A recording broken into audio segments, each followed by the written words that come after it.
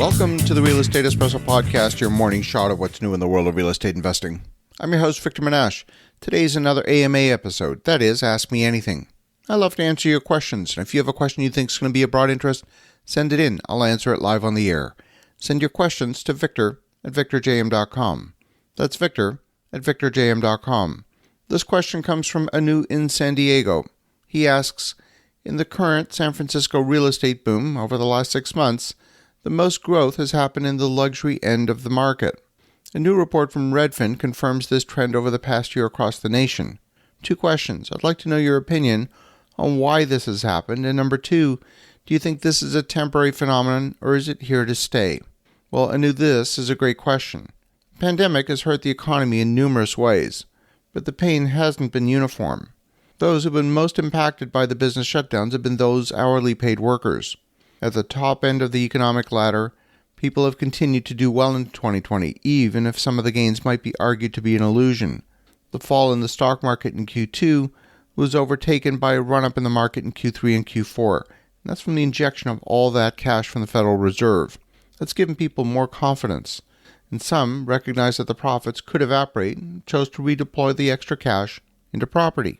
The low interest rate environment, combined with the forward interest rate guidance over the next 3 years, has created incentive for homeowners to borrow even more money than ever before. It's clear the Fed intends to keep interest rates low for at least the next few years. But remember, when we're talking about the luxury segment of the market, we're talking about the top 5% of properties in a market by price. The analysis that Redfin performed in the article you referenced broke the analysis into 5 segments. There's 3 equal-sized tiers based on Redfin's estimates of the market values as of December 15th in 2020, as well as a tier the bottom 5% of the market and the top 5% of the market. The top 5% of the market is considered that luxury segment for the purpose of the report, and the bottom 5% is called most affordable. These luxury properties still make up a small percentage of the market, and they're still taking longer to sell than properties in the middle and lower end of the market.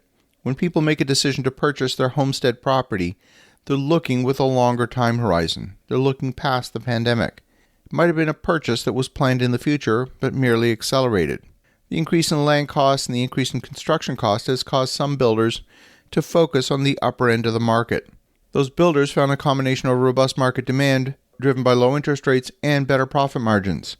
You see, builders make most of their profit on upgrades and custom finishes, and these buyers are willing to spend more. I'll give you a simple example. My son works for a company that does home automation, and one of his clients had an elevator built into their new home. One of my son's jobs was to customize the elevator so that anytime the client got in the elevator and pushed a button, the song Love in an Elevator by Aerosmith would play for the duration of the elevator ride. Buyers who are making these purchase decisions are not being driven by the current state of the economy. Some buyers took the opportunity that the pandemic afforded to invest in personal projects. The lockdown in the spring created extra time while the world figured out how to work from home. Some people took on home renovation projects, perhaps a backyard project like a deck or a pool. Others chose to design a new house. And we're seeing that reflected in the numbers. It's tempting to look at short-term market trends and extrapolate those trends into the future. In a stable, boring market where nothing changes from one month to the next, you might be able to project into the future a little bit. It's a little bit like trying to make sense out of the spike in toilet paper sales in Q2 of 2020. Store shelves were emptied of toilet paper.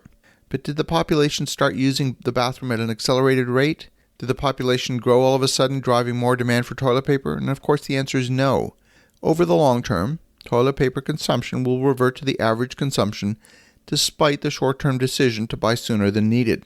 And expect the same thing is going to be true in the luxury property segment. It appears like a large increase, but in reality, the numbers are actually quite small, and it doesn't take a large shift in absolute numbers to materially affect the percentages. Luxury homes tend to sell more slowly than other segments of the market, and even the current numbers are still confirming that. The biggest change has been the increase in supply of new luxury properties in 2020, and builders have increased their construction in the luxury segment. So to summarize my take on the situation, it's a combination of 3 things. People are at home with extra time on their hands, so they're going out and buying things, including properties. Number 2, the low interest rate environment. And number 3, a bit of profit taking off the stock market is allowing people to put that extra cash to work and buy a bigger home. I want to thank you, Anu, for a great question. For the listeners at home, have an awesome rest of your day. Go make some great things happen. I'll talk to you again tomorrow.